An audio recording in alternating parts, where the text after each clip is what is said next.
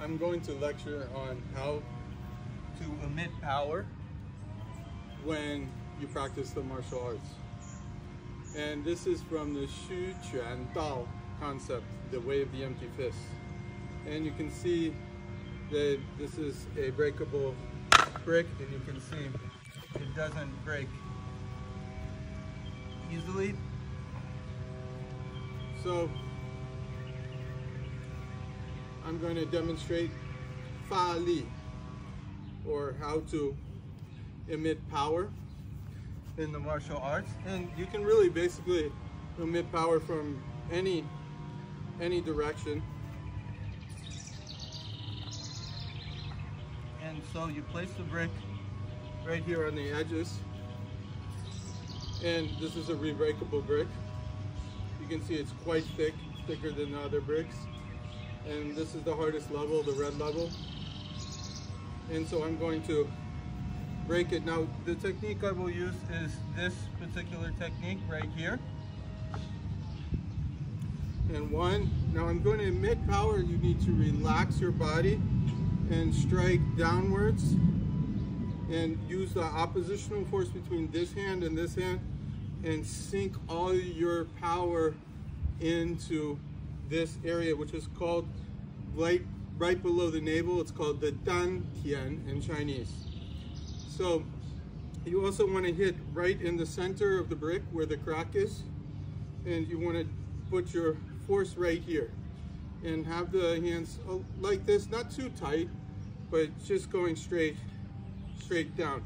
And speed is also important in the breaking of the brick technique. And we'll do 1, 2, 3.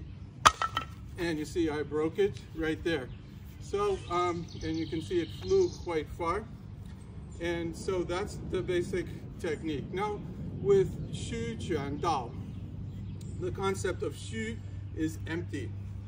So now with this kind of concept, what you want to do in this martial art when you practice it, because it's not limited to any style, it's really based on the principles of the martial arts. This is my unique creation as a martial arts tradition combining East and West. The Eastern culture has the tradition of the martial arts and the styles and Kung Fu, and the Western tradition of, it's not really a tradition, but of improvisation and of freedom. So we're combining these two concepts here to unify East and West, even though, yes, we know politically countries are not unified and the world is polarized. But really, this is a philosophical approach to the martial arts. Now, limiting yourself to one style is not a good idea, simply because what will happen is that you will think like, I only can punch this way in my style, so I'm not going to punch this way. This doesn't work in a real fighting situation. So one thing, first practice just regular punches. A punch right here, okay, just straight right here. Now notice that connecting to my root down here, if I have an open stance, of course the groin area is subject to attack, but if I can move quite quickly, right, then, and I can block, you see this blocking technique. Now you can create your own techniques here, but now you see I'm connected to the ground. Okay, this is from my decades of Tai Chi practice, Tai Chi Quan, okay? So you might think Tai Chi is really slow, but suddenly, strike like that. The whole body. So when you want to strike, you have to be very fast. In an actual combat situation, for self-defense, use your whole body. This hand doesn't just move like this. This is just one part of the body, but this is the whole part of the body. So this is Li Xiaolong, Bruce Lee's concept of the 1-inch punch. Now, you may have a dominant hand as you can see, my left hand is a dominant hand, which a lot of the Chinese forms, the right hand is a dominant hand. So for me, as a left-handed person, that I believe is a defect.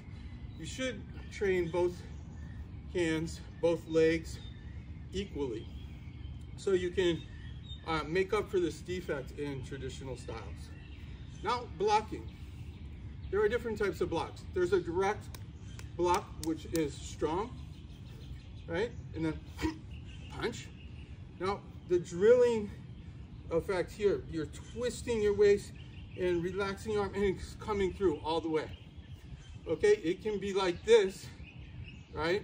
Which is a ping quan, a level fist, or li quan, right? And you notice this from the Wing Chun style, Yong Chun Quan. You can see a lot of people, they're learning Wing Chun, but they concentrate on the arms. I'm going like this. That's useless. Look at my stance here. Now, turn your waist area, punch through. Very strong. See, if you come from here, and if you turn your waist here, your punch will extend a little further. That's that 1-inch punch. From Bruce Lee. I'll demonstrate from here. You can also drill it upwards. Okay, but this is a circular blocking. Now, circular blocking is like in Tai Chi, you have Yun Shou, which is cloud hands. In Wing Chun, you have Gong Shou, okay? Nei Gong Shou, or Wai Gong Shou, Nei Gong Shou, Wai Gong Shou. Okay, so you have that, and there are different names in Chinese, so we're not going to go into the stylistic aspects of Wing Chun or any other martial art, because虚拳道is a system in itself. And so here,虚拳道is based on spontaneous movements. So spontaneous comes from naturally relax the arms. This is Xu De. Your arms are Xu De, empty. Now you can see right here, from any place right here, I can Fa Li.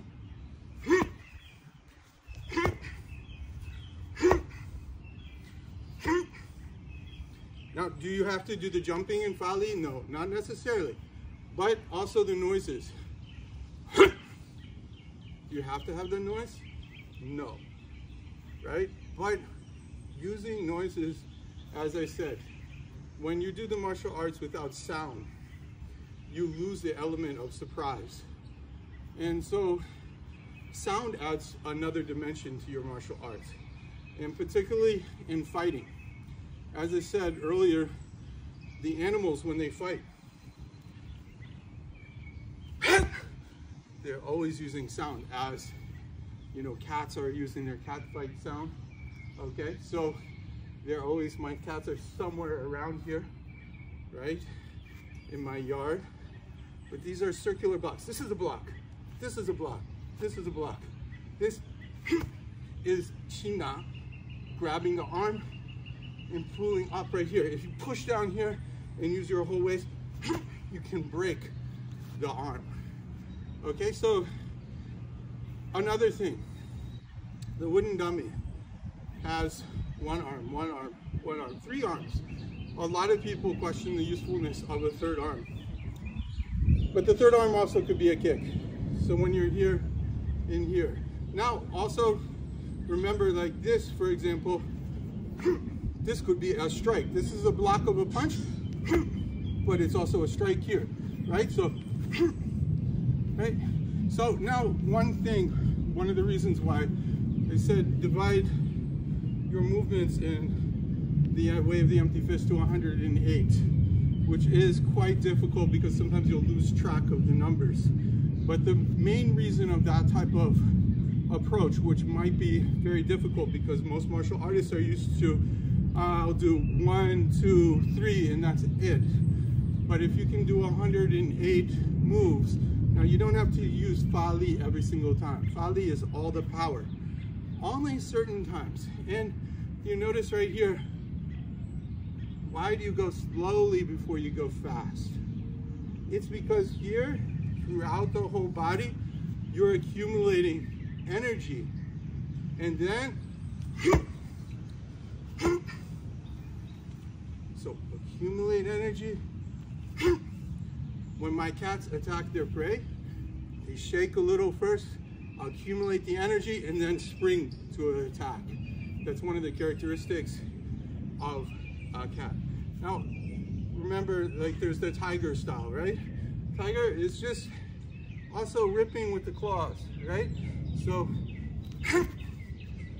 right, okay? So we can also practice this, practice the strength with our hands, grabbing, okay? So we'll go into this more in another lecture. I hope you enjoyed today's brief class about how to emit power. One last point. If you are fighting against yourself, if you lose confidence in yourself, if you feel like you can't emit the sound because you feel the sound like sounds funny, right? Of course it does, and that's the comical part of the Chinese martial arts. Kenso, and use that power. Okay, but don't be afraid of finding the confidence within yourself. Okay, a kick, right? A lot of times, oh, just kick like this, right? Use your whole body to develop that force. Okay, the waist, the flexibility from the waist, the rootedness to the ground. And of course, if you're in like a Gong Bu, bow and arrow stance, when you kick, it's going to be stronger than if you're in a Ma Bu, because the delivery of the kick is longer. So this is also true when you come in from a Pu Bu and you're here, and then Pu Bu can easily change to Gong Bu. Pu Bu, you can dash the person's punch and then come through, come here and hit. Okay, so the thing is, because we're not focusing on a particular style, we're focusing on unpredictability, improvisation, the use of power, the following of the center line, sinking down, the use of the breath. Okay? So those are the key components of any fighting style. So using the energy of the universe, and for this you need to have a calm mind. You cannot just have a violent mind in yourself. So there are many martial artists whose main purpose is to destroy or to kill other people. But this is actually not the correct principle in the martial arts. The correct principle is to treat all life as precious, to protect the elderly, or if you are older, for example, I'm already older myself, being 53 years old, use the martial arts for self-defense. But if someone needs your help and you're a good fighter and you can naturally fight, then don't be afraid to use the martial arts, but do not use it to kill. Always spare your enemy. So why do I say that? For example, right here, block, 标志. 标志 is for basically the eyes, right? So you have to train against this sandbag to develop your strength. Thousands of times, the same technique, right here. Okay? But how many times do you want to use that technique? Never. Because if you use that, especially if you can go right here, right here, right here, right here. Always concentrate right here. You will probably poke the person's eye out, permanently blind the person, or right here, or right here in the solar plexus area. Basically, you can kill somebody.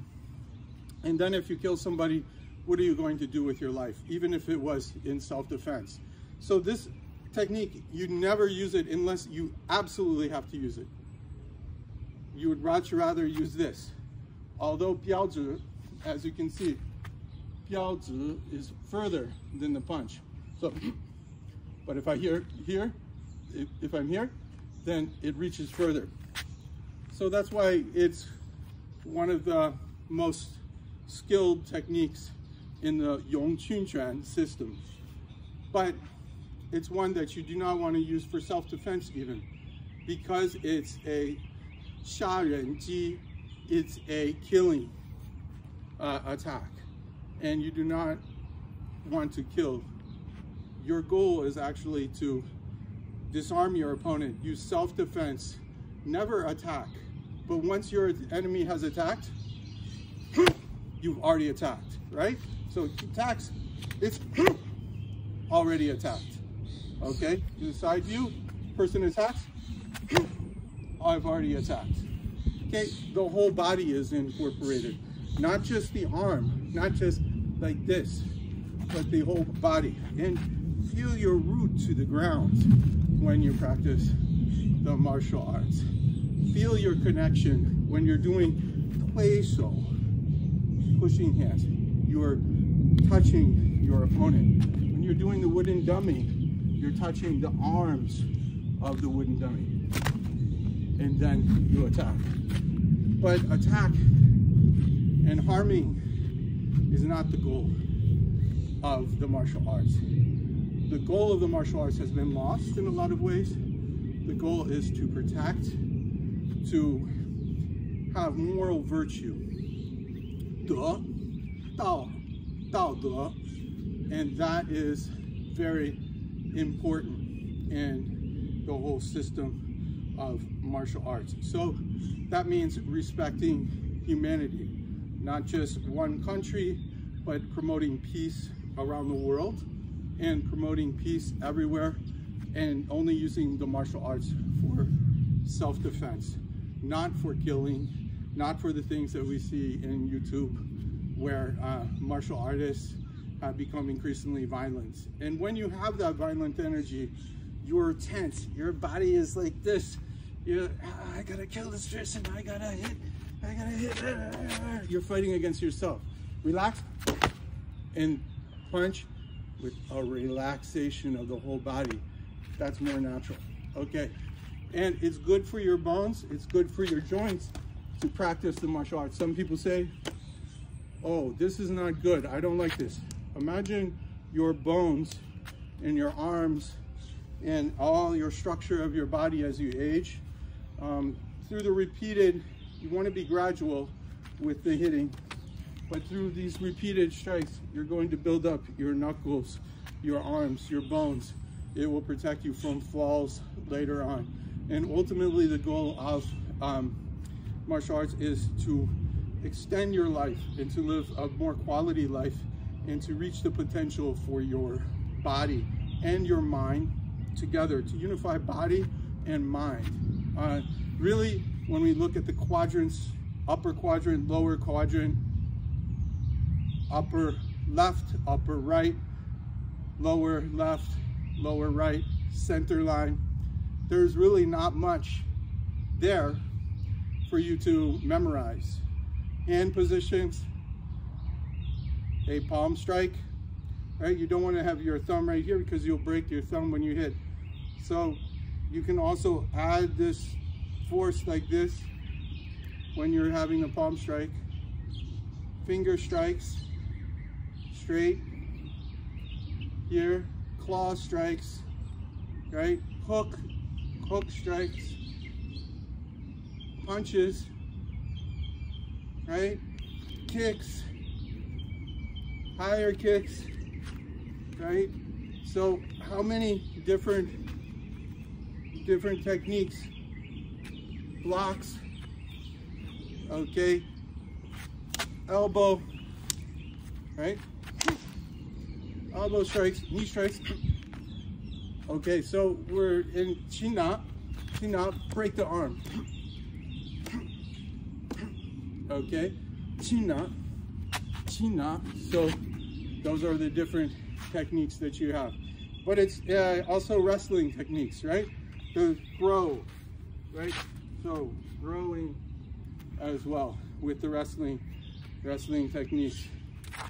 Tripping, using the waist again. So it's using the waist to come in here. If you're already coming in here, you know, coming in close range, medium range, long range, divide everything up into different sections. Practice with each individual hand, both hands, feet, each individual foot, both feet, both hands, and you're already on the path to making a form. Then coordinate your arm movement with your body movement to create strikes, and try to learn how to channel your power so you can break bricks and so you can destroy your opponent if necessary. But you always want to have humility. So that's the main thing. And with the martial arts, if you are going against someone, you have to have bravery. It doesn't matter how much experience you've had, but focus on the principles. Focus on the unification of the mind and the body. Focus on the unity of your opponent. Your opponent is attacked here. Then you can attack here, right? So this is here, then the door is open right here.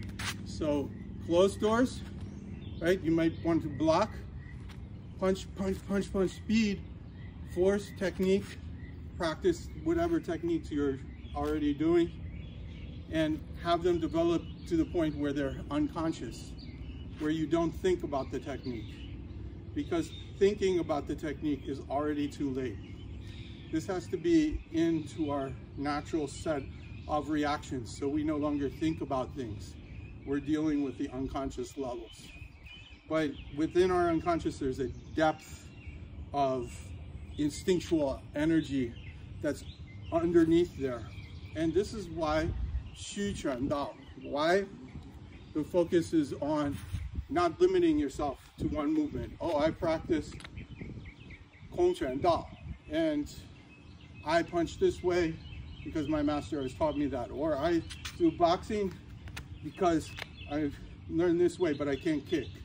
Or I've done Taekwondo and I can kick, but I can't do other moves. That's a stereotype. But all of these different styles, or Wing Chun, where you're only in close range, or the northern styles in Chinese culture, where you are moving in the long range, you know, so long fist, for example, you know, so you're here, Han Tui, right? Or you're doing some spectacular kicks. But the main issue is not to limit yourself to any of those styles, to use everything in your toolbox, and then even to create your own moves as you're doing it, because you need to unlock your inner master, your inner creativity, and that's where you start realizing that the use of the energy of the universe is formless, that you don't need to be attached to a particular school or a particular viewpoint, and there's actually some freedom in that. But human beings are often afraid of freedom and emptiness, because even though like a child would be open to it. So we want to keep our minds open, like the mind of a 7-year-old or a 9-year-old child, where you don't have all of these prejudices accumulated, and focus on the spontaneity and the naturalness and the silliness and the expressivity of everything. That's why I also think even For example, Junkin style, 醉拳, is with Jackie Chan, for example, is a great style because it's so expressive. So, but all the Chinese martial arts and all the martial arts, whether it's Japanese or Korean or mixed martial arts or any of the martial arts, they're all expressions of the body. And so you're connecting with the body. And so ultimately, we're just focusing in on the connection with that body and the mechanics of a good punch, the mechanics of a good kick. And even when you don't perform those things perfectly, that's okay, because it takes practice, of course, and repetition. But as you practice, you'll develop through repetition you'll naturally start to improve. And of course, you should study widely, because you should study from many different masters or use all the tools that you have to improve your fighting style, which means not just exclusively focusing in on your style, whatever that is, but also focusing on the naturalness of everything, as opposed to trying to have too many preconceived notions. So if you fill your mind with so many techniques, then you will never know the simplicity of simply doing one technique, where it comes from here. And that one technique, you might practice that a billion times, but you will have that technique down so well that once you do another technique, you're going to know how to use the whole body to channel your energy into that strike.